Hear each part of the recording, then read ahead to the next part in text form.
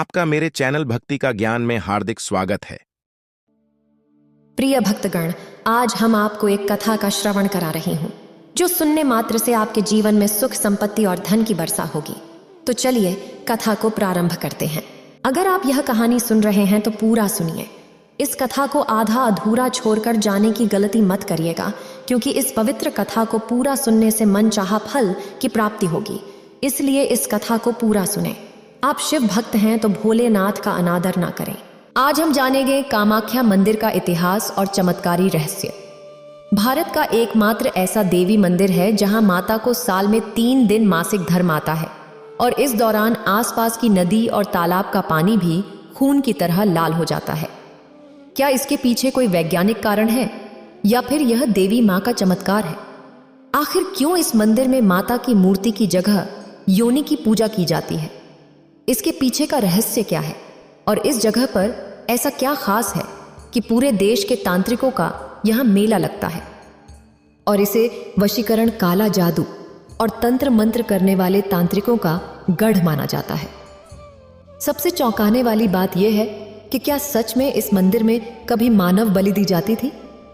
क्या यह बस एक कहानी है या इतिहास की सच्चाई? आखिर ऐसी कौन सी वजह है कि कामाख्या मंदिर के कपाट खुलने से पहले हर दिन देवी के लिए एक पशु की बलि दी जाती है? इस प्राचीन परंपरा का क्या रहस्य है?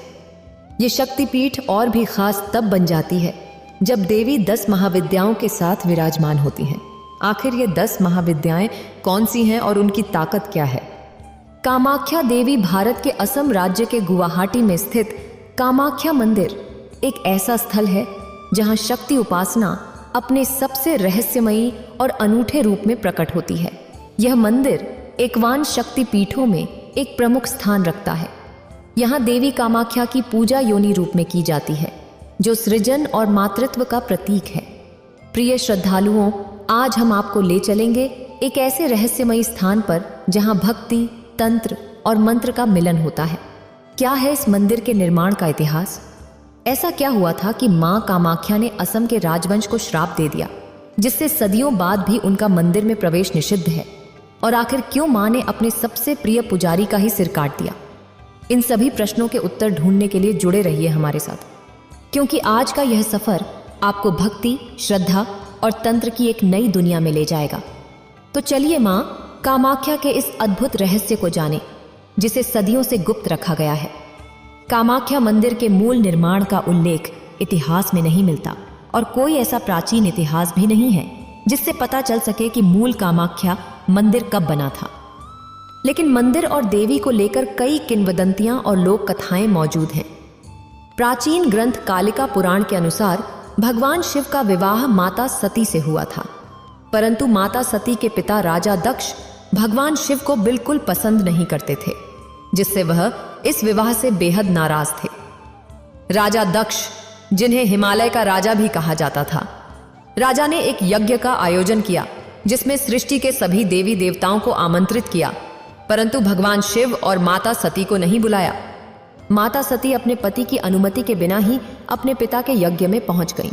वहां उन्होंने देखा कि उनके पिता भगवान शिव का अपमान कर रहे हैं।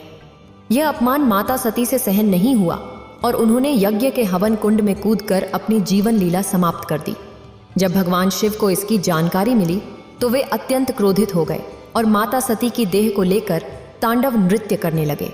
इससे पूरी सृष्टि संकट में आ गई और सभी देवता भगवान विष्णु की शरण में गए। भगवान विष्णु ने सुदर्शन चक्र से माता सती के शरीर के 51 अंगों को अलग कर दिया, जो धरती के विभिन्न स्थानों पर गिर गए। जिस स्थान पर माता सती की योनि गिरी, वहीं माता कामाख्या मंदिर का निर्माण हुआ। इसके बाद भगवान शिव समाधि में चले गए। इस बीच तारकासुर नामक दैत्य ने घोर तपस्या कर ब्रह्मा जी से असीम शक्तियां प्राप्त कर लीं और तीनों लोकों में आतंक मचाने लगा। देवताओं की प्रार्थना पर ब्रह्मा जी ने उन्हें बताया कि केवल भगवान शिव का पुत्र ही तारकासुर का अंत कर सकता है। महादेव उमानंद पर्वत पर समाधि में लीन थे और उनकी समाधि भंग करने का कार्य कामदेव को सौंपा गया। कामदेव ने शिव जी पर बाण चलाया, जिससे उनकी समाधि टूट गई। क्रोधित शिव ने अपनी तीसरी आंख खोलकर कामदेव को भस्म कर दिया। कामदेव की पत्नी रति और अन्य देवी देवताओं ने शिव से कामदेव को पुनः जीवन दान देने की प्रार्थना की। शिव का क्रोध शांत हुआ और उन्होंने कामदेव को जीवन दान तो दे दिया, लेकिन उनका सुंदर रूप वापस नहीं आया। फिर कामदेव और रति ने प्रार्थना की, हे महादेव, हमें ऐसा जीवन न दें जिसमें सौंदर्य न हो। इस पर शिव ने शर्त रखी कि नीलांचल पर्वत पर सती के जनन अंग पर एक भव्य मंदिर का निर्माण करना होगा। कामदेव ने शिव की शर्त स्वीकार की और नीलांचल पर्वत पर कामाख्या मंदिर का निर्माण शुरू किया। इस कार्य में उन्होंने भगवान विश्वकर्मा की सहायता ली, जिन्होंने मंदिर की भव्य संरचना बनाई। कामदेव ने इस मंदिर में भैरव और 64 योगिनी की मूर्तियां भी स्थापित की। उनकी तपस्या और भक्ति के फलस्वरूप उन्हें अपना पुराना सुंदर रूप भी पुनः प्राप्त हो गया। मंदिर को मूलतः आनंदख्या नाम दिया गया। इसके साथ ही जहां शिवजी समाधि में लीन हुए थे, उस स्थान पर उमानंद भैरव मंदिर की स्थापना की गई। ऐसा कहा जाता है कि जो भी भक्त कामाख्या मंदिर के दर्शन करने आता है, उसे उमानंद भैरव के दर्शन भी अनिवार्य रूप से करने होते हैं। एक अन्य कथा के अनुसार एक समय ऐसा था जब मां कामाख्या के मंदिर पर असुर राजा नरकासुर का शासन था। शुरू में नरकासुर मां कामाख्या का बड़ा भक्त था, लेकिन समय के साथ शक्ति की लालसा में उसने मां कामाख्या से विवाह का प्रस्ताव रख दिया। मां ने उसे मना नहीं किया, बल्कि एक शर्त रखी। उन्होंने कहा, अगर तुम मुझसे विवाह करना चाहते हो तो नीलांचल पर्वत की चोटी तक एक सीढ़ी का निर्माण एक ही रात में कर दो, और याद रखना, जैसे ही सुबह मुर्गा बांग देगा तुम्हारा काम पूरा हो जाना चाहिए। नरकासुर ने यह चुनौती स्वीकार कर ली। उसकी विशाल सेना ने रात में सीढ़ी बनाना शुरू किया और वह काम पूरा करने के बहुत करीब था, लेकिन मां को आभास हो गया कि वह अपना लक्ष्य पूरा करने वाला है। इसलिए उन्होंने अपनी शक्ति से मुर्गे को जल्दी बांग देने के लिए प्रेरित किया।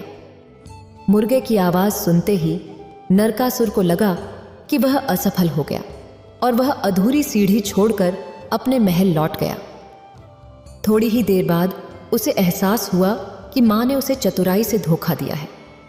क्रोधित नरकासुर ने मां की भक्ति का मार्ग बंद करने का निश्चय किया और इस सीढ़ी को वहीं छोड़ दिया। आज भी कामाख्या जाने वाले भक्त उस अधूरी सीढ़ी को देख सकते हैं, जिसे मैक्लॉज पार्ट कहा जाता है, जहां मुर्गे ने बांध दी थी और नरकासुर ने उसे मार डाला। उस स्थान को कुकुरा काटा के नाम से जाना जाता है। कुछ समय बाद महर्षि वशिष्ठ मां कामाख्या के दर्शन के लिए आए, लेकिन नरकासुर की सेना ने उन्हें रोक दिया। महर्षि ने नरकासुर से कहा, तुम्हें अंदाजा नहीं है कि तुम किस सिद्ध के सामने खड़े हो। लेकिन नरकासुर ने मां कामाख्या की भक्ति को बाधित करने का अपना निर्णय नहीं बदला। तब महर्षि वशिष्ठ ने नरकासुर को श्राप दिया कि उसका वध भगवान विष्णु के अवतार द्वारा होगा और मां कामाख्या हमेशा के लिए इस क्षेत्र को छोड़कर चली जाएंगी। नरकासुर ने जब भागकर मां कामाख्या के मंदिर में देखा तो मां की योनि पीठ अदृश्य हो चुकी थी। महर्षि वशिष्ठ के श्राप के अनुसार मां इस क्षेत्र को सदा के लिए छोड़ गई थी। नरकासुर के वध के बाद मां को वापस बुलवाने के लिए महर्षि वशिष्ठ को फिर से बुलाया गया। महर्षि ने कहा, अब मां की कृपा प्राप्त करने के लिए यहां केवल वामाचार पद्धति अपनाई जाएगी। इसी श्राप के कारण कामाख्या मंदिर में आज वामाचार पद्धति और बलि प्रथा का प्रचलन है, जिससे मां कामाख्या की उपासना की जाती है। कुछ विद्वानों का मानना है कि मूल कामाख्या मंदिर का निर्माण 4वीं-5वीं सदी में हुआ था, जबकि कुछ का मानना है कि यह 7वीं या 8वीं सदी का है। लेकिन मंदिर का मौजूदा इतिहास मुख्य रूप से कुछ राजवंशों के समय से ही मिलता है। राजाओं ने 1515 से 1635 तक असम पर शासन किया और राजा विश्व सिंह पहले कोच राजा थे। वह हिंदू धर्म के संरक्षक और शिव तथा दुर्गा के उपासक थे। उन्होंने कामाख्या की पूजा की परंपरा को पुनर्जीवित किया और इसके लिए बनारस से ब्राह्मणों को बुलाया। 16वीं शताब्दी के प्रारंभ में कामरूप के राजाओं के बीच कई युद्ध हुए, जिनमें राजा विश्व सिंह विजयी हुए और संपूर्ण कामरूप के इक्षत्र राजा बने। युद्ध के दौरान बिछड़ चुके अपने भाई और साथियों की खोज में वह नीलांचल पर्वत पहुंचे। थककर एक वट वृक्ष के नीचे विश्राम करते समय एक वृद्धा ने उन्हें बताया कि वह टीला एक जागृत स्थान है। इस पर राजा विश्व सिंह ने मन्नत मानी कि यदि उनके बिछड़े हुए भाई और साथी मिल जाते हैं तो यहाँ एक स्वर्ण मंदिर का निर्माण किया जाएगा। उनकी मन्नत पूरी हुई और उन्होंने मंदिर निर्माण का कार्य शुरू किया। खुदाई के दौरान कामदेव के मूल कामाख्या पीठ का निचला भाग प्रकट हुआ और उसी के ऊपर स्वर्ण मंदिर का निर्माण हुआ। राजा विश्व सिंह ने हर ईंट में एक रत्ती सोना रखवाया। कहा जाता है कि राजा विश्व सिंह ने सन 1553 में कामाख्या मंदिर का पुनर्निर्माण करवाया था। माना जाता है कि राजा विश्व सिंह की मृत्यु के बाद बंगाल के मुगल सूबेदार सुल्तान सुलेमान कर रानी के एक मुस्लिम जनरल काला पहाड़ ने कई मंदिरों के साथ साथ कामाख्या मंदिर भी तुड़वा दिया था। उसके बाद सन 1565 में कोच राजा नरनारायण और उनके भाई चिल्लाय ने मिलकर इस मंदिर का पुनर्निर्माण किया। नरनारायण ने अपनी प्रजा को देवी की भक्ति और मंदिर निर्माण के लिए प्रेरित किया। इस पुनर्निर्माण कार्य में मंदिर के पौराणिक और धार्मिक महत्व को बनाए रखने का प्रयास किया गया। इस निर्माण में नीलाचल शैली का वास्तुशिल्प अपनाया गया, जो आज भी यहां देखा जा सकता है। 17वीं शताब्दी में अहोम, राजा सुतिनफा और गदाधर सिंह जैसे कई अहोम राजाओं ने इस मंदिर के संरक्षण और सौंदर्यीकरण में अपना योगदान दिया। अहोम राजाओं ने मंदिर के आसपास के क्षेत्रों को भी विकसित किया और मंदिर के लिए कई धर्मार्थ कार्य किए। सन 1897 में आए भीषण भूकंप से कामाख्या मंदिर को भारी नुकसान पहुंचा। इस प्राकृतिक आपदा के बाद कूच बिहार के राजा ने पुनः इस मंदिर का निर्माण करवाया और इसकी मरम्मत कराई। कूच बिहार के शासकों ने मंदिर की मरम्मत और पुनर्निर्माण में विशेष ध्यान दिया और इसे संरक्षित करने का कार्य किया। इस प्रकार कामाख्या मंदिर का इतिहास असंख्य पौराणिक और ऐतिहासिक घटनाओं से भरा हुआ है और यह स्थान शक्ति, तंत्र और भक्ति का अनोखा संगम प्रस्तुत करता है। तो चलिए, अंबुबाची मेले के दौरान माता के पीरियड्स के समय ब्रह्मपुत्र नदी का पानी लाल क्यों हो जाता है? क्या यह एक चमत्कार है या इसके पीछे कोई वैज्ञानिक कारण है? अंबुबाची मेला विश्व के सभी तांत्रिकों, मातृकों और सिद्ध पुरुषों के लिए हर वर्ष एक वरदान के समान आता है। इस अद्वितीय पर्व में देवी भगवती का राजस्वला उत्सव मनाया जाता है। पौराणिक शास्त्रों के अनुसार सतयुग में यह पर्व 16 वर्ष, द्वापर में 12 वर्ष, त्रेता युग में 7 वर्ष में एक बार और कलयुग में प्रत्येक वर्ष मनाया जाता है। अंबुबाची मेला का नाम 2 शब्दों अंबु और बांछी से बना है, जहां अंबु का अर्थ है पानी और बांछी का अर्थ है उत्फुल्लन या खिलना। अंबुबाची मेला कामाख्या मंदिर का सबसे महत्वपूर्ण और विशिष्ट पर्व है, जो हर साल जून के महीने में मनाया जाता है। यह मेला देवी के मासिक धर्म का प्रतीक है, जिसे देवी की सृजनात्मक और प्रजनन शक्ति के रूप में माना जाता है। धार्मिक मान्यता के अनुसार इस समय देवी रजस्वला होती हैं और मंदिर के गर्भगृह को 3 दिनों के लिए बंद कर दिया जाता है। इस अवधि में मंदिर में किसी भी प्रकार की पूजा नहीं होती। मंदिर के कपाट बंद रहते हैं। इस दौरान मंदिर के भीतर जमीन पर एक सफेद कपड़ा बिछा दिया जाता है और मंदिर के कपाट भक्तों के लिए बंद कर दिए जाते हैं। 3 दिन बाद जब कपाट फिर से खुलते हैं तो कहा जाता है कि यह कपड़ा पूरी तरह लाल और गीला हो चुका होता है। इस कपड़े को अंबुबाची वस्त्र या रक्त वस्त्र कहा जाता है और इसके छोटे छोटे टुकड़े भक्तों को प्रसाद के रूप में दिए जाते हैं।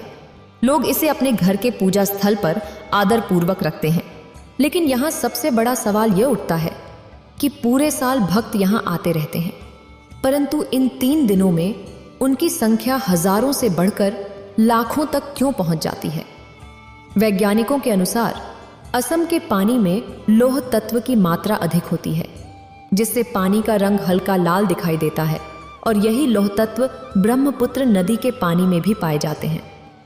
दूसरा कारण नीलांचल पर्वत की संरचना को माना जाता है, जो असल में मर्क्यूरी सल्फाइड से बना हुआ है।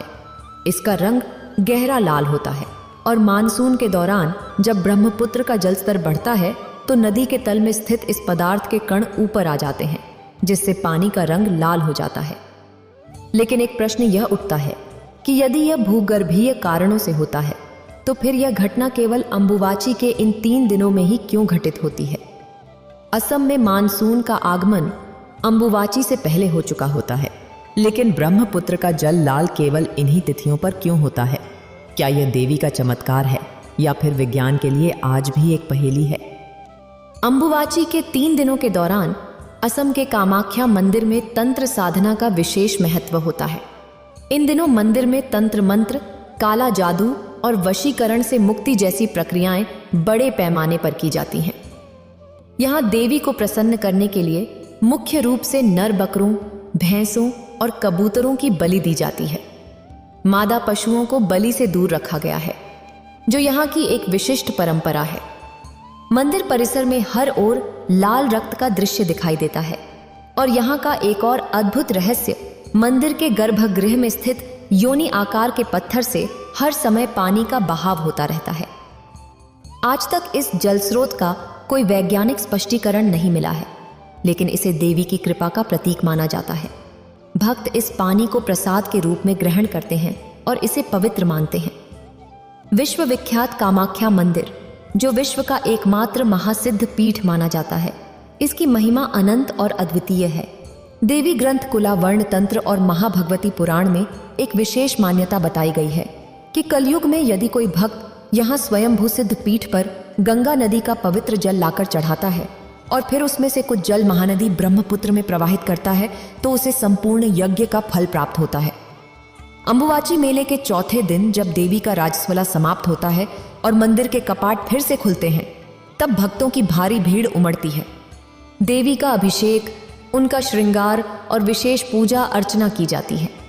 इसके बाद भक्तों को देवी के दर्शन का अवसर मिलता है और प्रसाद स्वरूप एक विशेष वस्त्र प्रदान किया जाता है, जिसे अंबुवाची वस्त्र कहा जाता है। प्रिय श्रद्धालुओं, आपको क्या लगता है कि अंबुवाची मेले के दौरान ब्रह्मपुत्र नदी का पानी लाल क्यों हो जाता है? इसके पीछे कोई वैज्ञानिक कारण है या चमत्कार? आगे हम जानेंगे कि माता ने अपने पुजारी का सिर क्यों काट दिया था और राजा को अपने वंश के संहार का श्राप क्यों दिया था। साथ ही हम कामाख्या में तांत्रिक अनुष्ठानों, पशु बलि और मानव बलि के ऐतिहासिक पहलुओं पर भी विस्तार से चर्चा करेंगे। कामाख्या मंदिर की पौराणिकता में कोच राजवंश और देवी का दिया हुआ श्राप एक महत्वपूर्ण और रहस्यमयी स्थान रखता है। यह कथा हमें सदियों पहले कही जाती है, जब कोच राजवंश का शासन असम के अधिकांश हिस्सों में फैला हुआ था और मंदिर का मुख्य संरक्षक यही राजवंश था। वंश के राजा नर नारायण देवी के परम भक्त थे और उनके मंदिर में उनकी आस्था अटूट थी। राजा का विश्वास था कि देवी उनकी हर प्रार्थना सुनती हैं और उन्हें शक्ति प्रदान करती हैं। राजा नर नारायण प्रतिदिन कामाख्या मंदिर में देवी के दर्शन करने जाते थे। उस समय मंदिर के मुख्य पुजारी केंदु कलई थे, जो देवी के परम भक्त माने जाते थे। कहा जाता है कि केंदु कलई की भक्ति इतनी गहरी थी कि देवी स्वयं उनके सामने प्रकट होती थीं और उनकी प्रार्थनाओं को सुनती थीं। केंदु कलई देवी के प्रति अपनी आस्था और पूजा में इतने लीन रहते कि उन्हें देवी की उपस्थिति का एहसास होता था। एक दिन एक दुखी माँ अपनी मृत बच्ची को लेकर केंदु कलई के पास आई। वह आशा में डूबी हुई थी कि शायद देवी की कृपा से उसकी बच्ची को जीवन मिल सके। शुरुआत में केंदु कलई ने इसे असंभव बताया, क्योंकि मृत व्यक्ति को पुनर्जीवित करना किसी साधारण व्यक्ति के वश की बात नहीं थी। लेकिन उस माँ की आस्था इतनी गहरी थी कि उसने केंदु कलई से माँ से एक बार प्रार्थना करने का अनुरोध किया। केंदु कलई ने उस माँ की आस्था और श्रद्धा को देखकर देवी से प्रार्थना करने का निर्णय लिया। उन्होंने उस बच्ची को अपने हाथों में उठाया और माँ कामाख्या की पवित्र शिला पर रख दिया। फिर उन्होंने गहरे भाव से माँ से प्रार्थना की, हे माँ, अगर आपको उचित लगे तो कृपा करके इस बच्ची को जीवन दान दें। उनकी प्रार्थना का चमत्कार हुआ। माँ कामाख्या ने उस बच्ची को जीवन दान दिया और वह पुनः जीवित हो उठी। यह चमत्कार पूरे नगर में फैल गया और आखिरकार राजा नर नारायण तक यह बात पहुंच गई। जब राजा ने सुना कि इंदु कलई माँ के इतने बड़े भक्त हैं कि उनकी प्रार्थना से मृत भी जीवित हो उठते हैं, तो राजा नर नारायण की इच्छा जागी कि वे स्वयं माँ का साक्षात दर्शन करें। लेकिन यहाँ एक सत्य था। स्थानीय भक्त जानते थे कि रात के समय जब मंदिर के कपाट बंद हो जाते थे, केंदु कलई माँ की विशेष पूजा करते थे। इस पूजा के दौरान वे अपनी आंखों पर पट्टी बांधकर माँ का आह्वान करते और भजन गाते, मंत्रों का उच्चारण करते और माँ साक्षात प्रकट होती थीं। राजा नर नारायण के अत्यधिक दबाव और अपने कर्तव्यों के प्रति समर्पण के कारण केंदुकलई अंततः राजा को गर्भगृह के एक छिद्र से मां के दर्शन करने का उपाय सुझाते हैं। केंदुकलई ने कहा कि जैसे ही वे मां की स्तुति शुरू करेंगे, राजा उस छिद्र से मां के दर्शन कर सकते हैं। उस रात केंदुकलई ने मां की स्तुति करना शुरू किया और मां कामाख्या प्रकट हो गईं। लेकिन शीघ्र ही मां को यह आभास हो गया कि उनके साथ छल हुआ है। देवी को राजा की छुपी उपस्थिति का आभास हो गया और देवी को इस अनादर और छल का गहरा अपमान महसूस हुआ। मां कामाख्या ने क्रोधित होकर राजा नरनारायण को श्राप दिया कि उनके वंश का कोई भी सदस्य यदि इस क्षेत्र में प्रवेश करने की कोशिश करेगा तो उनका संहार हो जाएगा। देवी के इस श्राप से भयभीत होकर राजा नरनारायण ने उस क्षेत्र को छोड़ दिया और आज भी उनके वंशज जब कामाख्या क्षेत्र से गुजरते हैं तो अपनी आंखें ढक लेते हैं। मां कामाख्या के दर्शन में कोई गलती न हो, इसके लिए छत्र का उपयोग किया जाता है। इस घटना का प्रभाव केवल राजा पर ही नहीं बल्कि केंदुकलई पर भी पड़ा। कुछ कथाओं के अनुसार देवी ने केंदुकलई का सिर धड़ से अलग कर दिया, जबकि अन्य कथाओं में बताया गया है कि मां ने उन्हें पत्थर की मूर्ति में बदल दिया। दोनों ही कहानियां मां के क्रोध और केंदुकलई के प्रति उनके अनोखे संबंध का प्रतीक हैं। यह कहानी हमें मां कामाख्या की अपार शक्ति, भक्तों की गहरी आस्था और उनके द्वारा दिए गए श्राप की गूढ़ता का एहसास कराती है। कामाख्या मंदिर का यह श्राप और इसके पीछे की कथा आज भी क्षेत्र के लोगों और कुछ बिहार के राजवंश के लिए गहरी आस्था और श्रद्धा का प्रतीक है। कामाख्या मंदिर तंत्र साधना और बलि प्रथा का केंद्र माना जाता है। यहाँ का माहौल और देवी का स्वरूप तांत्रिकों के लिए एक ऐसा स्थल बनाता है जहाँ वे देवी की शक्ति का अनुभव कर सकते हैं और कृपा की प्रार्थना की जाती है। कहा जाता है कि कामाख्या मंदिर के दरवाजे खोलने से पहले हर दिन एक बकरे की बलि दी जाती है। इसके बाद ही मंदिर के द्वार भक्तों के लिए खोले जाते हैं और पूजा अर्चना की जाती है। यह प्राचीन परंपरा मंदिर की तांत्रिक साधना और देवी के प्रति श्रद्धा का महत्वपूर्ण हिस्सा मानी जाती है। बलि प्रथा इस मंदिर का एक अभिन्न अंग है। यहाँ देवी को प्रसन्न करने के लिए नर पशुओं की बलि दी जाती है। मुख्यतः बकरों, भैंसों और कबूतरों की बलि चढ़ाई जाती है। यह एक प्राचीन तांत्रिक परंपरा है जिसमें मान्यता है कि देवी को पशु बलि अर्पित करने से देवी प्रसन्न होती हैं और भक्तों की मनोकामनाएं पूर्ण करती हैं। यहाँ की विशेष बात यह है कि मादा पशुओं की बलि नहीं दी जाती, केवल नर पशुओं का ही चयन किया जाता है। बलि की इस प्रक्रिया के लिए मंदिर में एक विशेष कक्ष बनाया गया है जहां भक्त इस अनुष्ठान का दर्शन करने का प्रयास करते हैं। मान्यता है कि जो भक्त बलि चढ़ते हुए जानवरों का सिर कटते हुए देखता है वह पूरे साल खुशहाल और सुरक्षित रहता है। बलि के साथ साथ यहाँ वशीकरण पूजा का भी महत्व है, जिसके लिए मंदिर के पत्थरों को काम्या सिंदूर या वशीकरण सिंदूर के नाम से बेचा जाता है।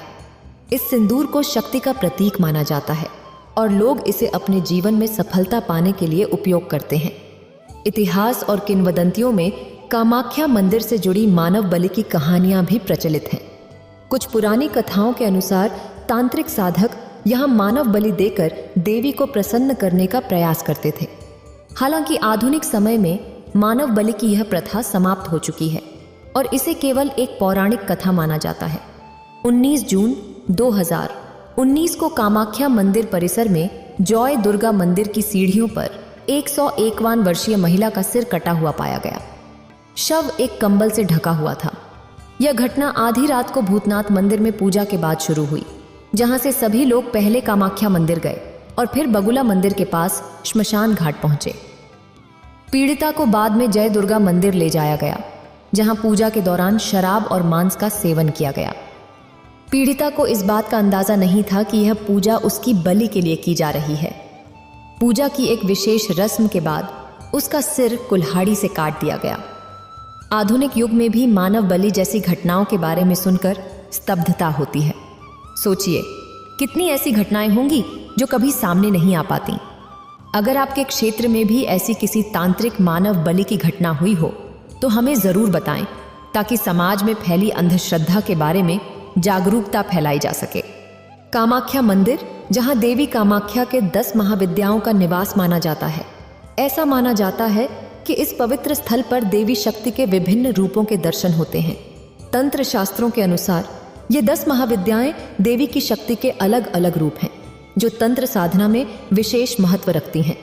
ये 10 महाविद्याएं हैं काली, तारा, शोरशी, भुवनेश्वरी, भैरवी, चिन्मस्ता, धूमावती, बगलामुखी, मातंगी और कमला। यहाँ तांत्रिक अनुष्ठान और विशेष पूजाओं के माध्यम से इन महाविद्याओं का आशीर्वाद प्राप्त करने का प्रयास किया जाता है। कामाख्या में देवी की कृपा और महाविद्याओं का आशीर्वाद प्राप्त करना हर तांत्रिक साधक का एक विशेष लक्ष्य होता है, क्योंकि यह स्थान तंत्र साधना के उच्चतम स्तर का प्रतीक है। अगर आपको ये वीडियो अच्छी लगी हो तो लाइक करें और शेयर करें और मेरे चैनल भक्ति का ज्ञान को सब्सक्राइब करें। आपका धन्यवाद।